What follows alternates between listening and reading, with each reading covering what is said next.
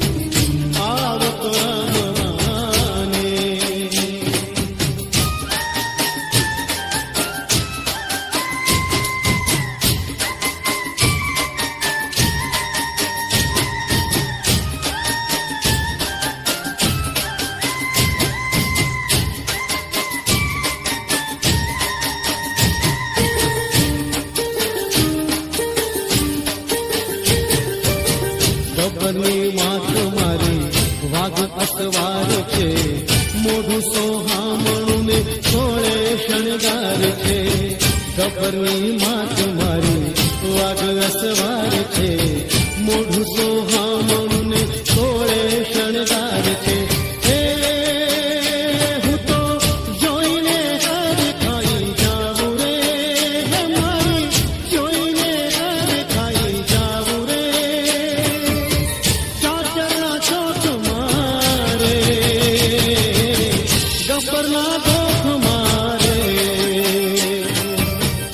આવ